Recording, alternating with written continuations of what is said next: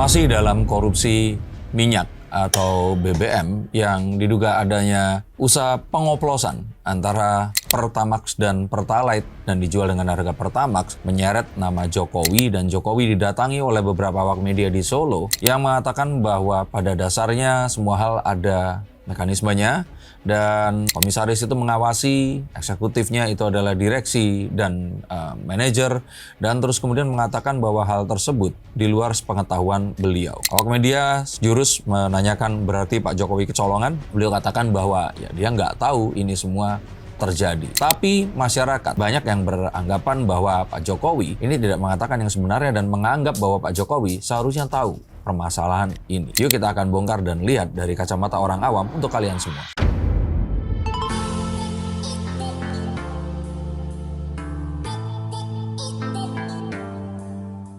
Halo Sensikers, kembali berjumpa bersama saya Denny Darko. Tidak ada yang namanya misteri, yang adalah tanda-tanda yang kita semua coba untuk mengerti. Apakah betul Jokowi tidak mengetahui adanya hal ini, dan jika mengetahui, mengapa dia diam saja? Presiden, ini baru aja Jokowi ini mengeluarkan statement saat ditanya terkait mega korupsi Pertamina yang merugikan negara begitu besar. Pada jawabannya Pak Jokowi ini, banyak netizen menilai jawaban Pak Jokowi kembali lagi ya sangat diplomatis, dan justru terkesan apa yang disebutkan dia ini tidak tahu apa yang terjadi di Pertamina dan anak-anak perusahaannya ini. Justru seolah Pak Jokowi ini kalau jawabnya dia nggak tahu, netizennya menyimpulkan sebenarnya Pak Jokowi tahu, tapi dirinya mencoba untuk tidak mengatakan yang sebenarnya. Menurut Mas Denny Darko seperti itu. Mari kita analisa satu demi satu.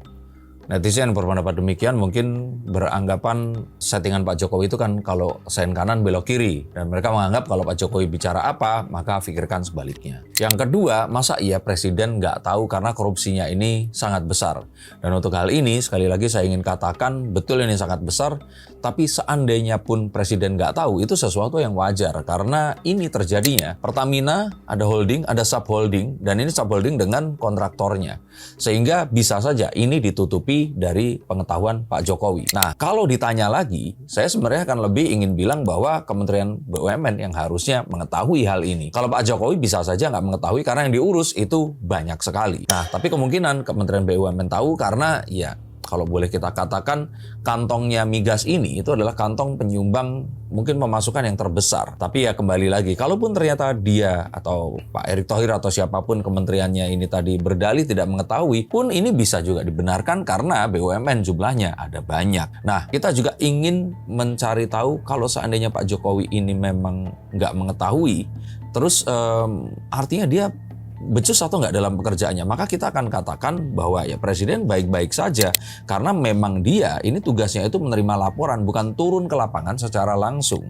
Nah, kalau ternyata ada sebuah ya misalkan gini, bos terus kemudian anak buah di sini itu memalsukan bon, masa iya bos akan tahu? Nah, walaupun ini jumlah besar, tapi kan Pak Jokowi mengurus yang lebih besar lagi. Tapi kalau seandainya pun tahu, mengapa dia diam saja? Saya pikir Pak Jokowi nggak diam saja. Kalaupun beliau tahu, beliau mungkin kalau boleh saya katakan di sini, bisa saja seorang presiden di sini tangannya juga terikat, dia juga tersandra oleh apapun yang ya dia di sini kan juga petugas partai, dia juga menjadi seorang presiden. Terus apakah ini juga artinya partai terlibat? Tidak juga bisa diasumsikan seperti itu. Tapi kita tahu bahwa dalam penyelenggaraan negara, saat seseorang menjadi pimpinan, bukan berarti dia ini terbebas dari dosa di masa lalu, terbebas dari hal-hal yang pernah terjadi oleh predesesor atau pendahulunya.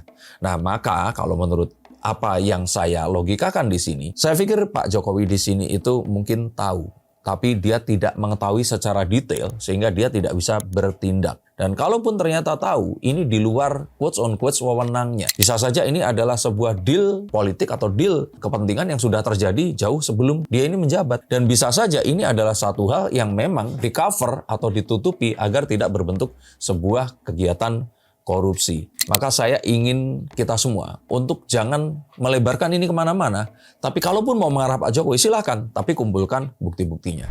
Stop dulu sebentar untuk kalian semua yang merasa atau menganggap bahwa saya hanya membacakan tarot untuk artis-artis. Kalian salah. Kalian pun berkesempatan untuk bertatap muka dengan saya atau menanyakan apapun yang kalian ingin tanyakan, dan biarkan kartu-kartu saya di sini mencoba untuk mencarikan alternatif jalan keluar dari pemecahan permasalahan permasalahan yang terbaik untuk saat ini dan mendatang. Dan saya jamin ini semua akan private, hanya kalian dan saya yang akan mengetahuinya. Apapun permasalahannya. Karena saat sebuah masalah terjadi, sebenarnya sebuah solusi itu menanti. Dan siapa tahu solusi terbaik dari permasalahan kalian akan ketemu saat kalian ngobrol dengan saya dan izinkan saya untuk membuka setiap kartunya kepada kalian. Hubungi segera nomor di bawah ini dan pastikan nomor ini saja dan izinkan saya untuk membantu memecahkan permasalahan apapun yang kalian alami. Semoga informasi ini bisa membantu kalian memecahkan permasalahan kalian. Oke, lanjut ke konten yang berikutnya. Yuk. Oke, statement Pak Jokowi ini juga banyak yang menyambungkan juga dengan kemarahan dari Pak Basuki Cahayapurnama atau Pak Ahok, yang mana netizen sekarang ini sedang berspekulasi kemana arah kemarahan Pak Ahok. Karena yang target yang bisa dituju ini hanyalah 2 orang, kalau nggak arahnya ke Pak Erick Thohir ataupun Pak Jokowi. Menurut Mas Denny Darko seperti apa? Netizen gue kalau boleh saya bilang ya, karena kalau mengarahnya ke Pak, begini, kalau Pak Erick Thohir mungkin ya, tapi kalau Pak Jokowi itu ya kejauhan. Semua orang itu gue kalau nggak mengumpulkan data mungkin, dan mungkin dia akan lebih pintar saat data dikumpulkan, pertanyaannya pun akan pintar. Jadi kalau ternyata ke Pak Erick Thohir, oh enggak, gue berarti setengah pintar, karena setengahnya benar, setengahnya salah. Kalau ke Pak Jokowi, bukan artinya di sini saya ingin membela Pak Jokowi. Tapi Ahok menyerang Pak Jokowi itu terlalu jauh. Karena kalau saya boleh katakan, kemarahan Ahok dari beberapa video yang saya lihat, ini lebih kepada pengelolaan orang-orang di bawah. Dan ketidakmampuan dia untuk bisa ikutan menahan karena dia tidak memiliki kemampuan eksekutif di sini. Nah, tapi kalau ke Pak Erick Thohir itu sangat mungkin. Bisa saja dia memang mengarah ke seseorang yang harusnya mengetahui hal ini secara menyeluruh. Orang yang harusnya bertanggung jawab dan ya dilaporkan semuanya, kok bisa 1 kuadriliun ini sampai lewat. Nah, ini ya satu hal yang ya silakan kalau mau diselidiki, tapi kalau ke Pak Jokowi kayaknya masih terlalu jauh. Tapi kalau Pak Erick Thohir di sini memang akhirnya bisa diwujudkan, kalau ternyata dia ini dibuktikan berkaitan, nah Pak Jokowi baru mungkin. Paham ya maksudnya ya?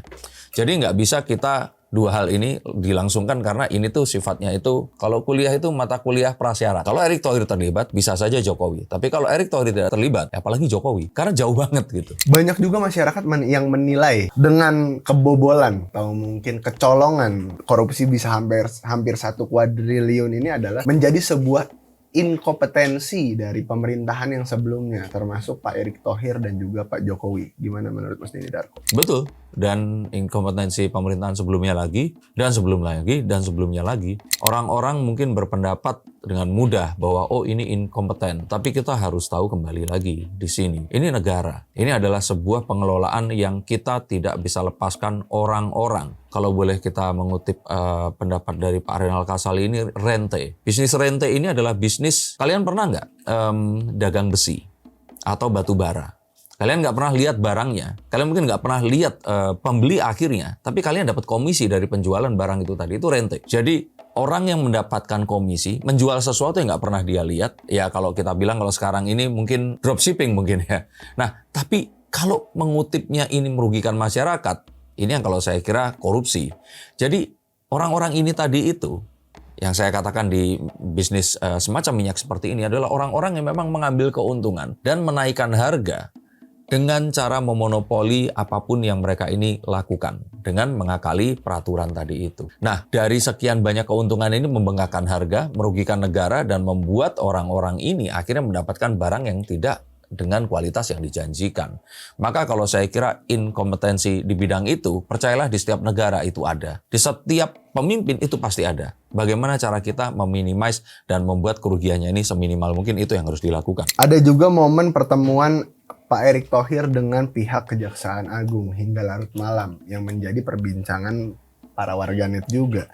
Dimana tak lama mungkin di hari ini juga Kejaksaan Agung pada akhirnya juga memberikan klarifikasi atas Corruption Watch, Indonesian ICW. Ya, ICW yang kemarin sempat ramai karena diduga nama Pak Erick Thohir dan kakaknya ini terlibat di dalam mega korupsi hingga 1 kuadriliun ini. Tiba-tiba Kejaksaan Agung ini memberikan statement bahwasanya Pak Erick Thohir dan kakaknya ini tidak terlibat di dalam kasus mega korupsi ini. Hingga juga banyak simpatisan Ahok di sini menilai Apa jangan-jangan Pak Erick Thohir ini menemui Kejaksaan Agung ada sesuatu di balik pertemuan itu? Gimana menurut Mas Denny Darko? Ya wajar dan dibolehkan berasumsi seperti itu. Maka kalau menurut saya di sini kesalahan terjadi karena Pak Erick Thohir bertemu di tempat yang kok sampai ketahuan sama netizen. Lain kali jangan ketahuan, Pak. Loh, berarti Mas Denny Darko ini mendukung adanya korupsi? Bukan. Ada atau tidak pertemuan saat terus kemudian ini terpublikasi atau bocor atau apapun menimbulkan kekacauan dan inkompetensinya adalah ketidakmampuan menyembunyikan hal itu tadi. Kalau memang ini perlu dikoordinasikan atau dibicarakan, ya silahkan. Tapi kembali lagi, bukti tidak akan berbohong. Kalaupun ternyata ada hal-hal yang akan disembunyikan, saya pikir ya pihak-pihak seperti Ahok dan yang lain-lain ini akan bisa mengungkap. Maka silahkan mau mengindikasikan bahwa Pak Erick Thohir di sini diduga lakukan korupsi dan menerima uang jatah tiap bulanan itu sah-sah saja asalkan memang buktinya dihadirkan dan prosesnya ini dijalankan. Nah, tapi kalau terus kemudian mencocokkan kejadian kebetulan yang ada dengan kejadian ternyata setelah ketemu ini dibatalkan, saya pikir juga nggak semudah itu ya. Harus dibuktikan. Di sini dengan cepat sekali, maksudnya Kejaksaan ini meluruskan bahwasanya Pak Erick Thohir ini tidak ada keterlibatan atau mungkin tidak ada sangkut pautnya dengan kasus mega korupsi ini, dan satu sisi juga sosok Ahok ini tidak bisa dilepaskan dari PDIP yang mana sedang berada kontra pemerintah sekarang walaupun belum menyatakan diri sebagai oposisi. Dinilai bahwa ini posisi Ahok yang sedang dipojokkan, sedangkan Pak Erick Thohir dan Pak Jokowi ini dilindungi oleh orang pemangku kepentingan yang sekarang sedang berkuasa. Gimana menurut Mas Denny Darko? Netizen kritis yang juga karena bukan saya kembali ya mendukung pemerintahan atau Jokowi atau apapun itu. Yuk kita biasakan siapa yang mendalilkan ini memiliki bukti. Kalau hanya menyebarkan berita hoax seperti itu, ini nggak ada bedanya kalian menyebarkan disinformasi, fitnah dan kebencian, dan ini nggak baik untuk apapun yang kita lakukan saat ini.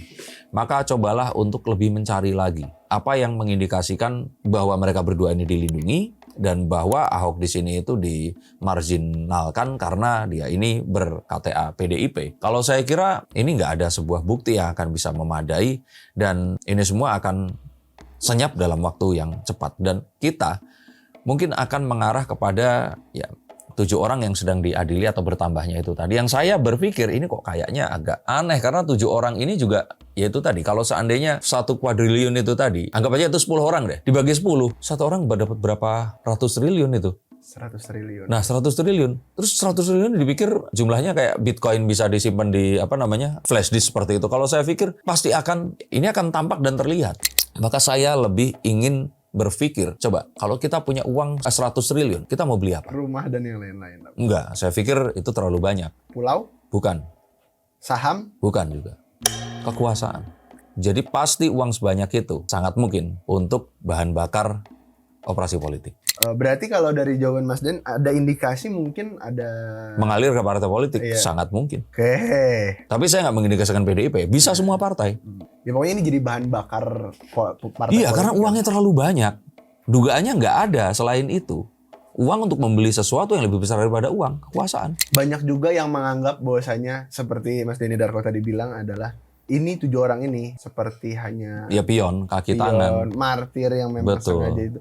Betul. Dan pada akhirnya ini hanya pergantian menurut netizen ini. Pergantian bahwasanya hanya yang di depan saja yang diganti, tapi pada akhirnya yang berkuasa di belakang itu tetap adalah orang-orang yang sama. Gimana menurut Mas Denny Darko? Saya pikir ini terlalu besar untuk hanya dilakukan hal seperti itu. Untuk proses korupsi yang lain mungkin iya. Tapi kalau yang untuk ini, saya pikir netizen di sini pasti akan udah kadung terbongkar, mereka akan mengawasi. Dan orang-orang yang di dalamnya itu juga nggak tinggal diam. Milenial-milenial yang mulai memasuki masa-masa mereka menjadi pimpinan, ini pasti akan lebih kritis, lebih bersih daripada orang-orang generasi saya yang memang terancam oleh sebuah kondisi di mana kalau nggak nurut sama koruptor baby boomers di atasnya, dia akan dikorbankan. Nah ini yang kalau menurut saya jadi tumpuan harapan kita. Para milenial, kalian semua yang usianya di bawah mungkin 35 tahun, yang saat ini mulai menjajaki kedudukan kalian yang suatu saat kalian akan menjadi pimpinan di BUMN ini, janganlah kalian sekotor orang-orang di generasi saya atau sebelumnya. Banyak yang juga berpikir dengan terbongkarnya satu persatu kasus korupsi termasuk mega korupsi ini, juga ada beberapa korupsi BUMN kan yang sudah terbongkar. Prabowo ini harus bersih-bersih dari warisan buruk Jokowi. Termasuk ya mungkin tidak membiarkan Pak Jokowi kembali cawe-cawe di dalam kepemimpinannya. Gimana menurut Mas Nizar? Ya silahkan berpendapat seperti itu, tapi Pak Prabowo sudah komit untuk melakukan keberlanjutan. Jadi apapun itu akan melibatkan Pak Jokowi di sini. Dan untuk yang berpikir seperti itu, cobalah berpikir sekali lagi. Yang dilakukan Jokowi ini yang kalian anggap pengaruh buruk. Coba dikategorikan. Kalau memang pengaruh buruk itu tadi memang bisa dibuktikan, monggo silahkan.